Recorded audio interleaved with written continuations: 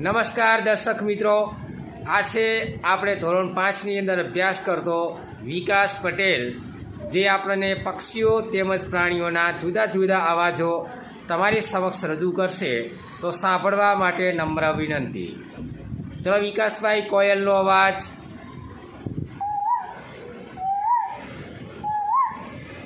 સરસ, very good, તાળી પાડો બધા. ચલો હવે પછી બિલાડીનો અવાજ.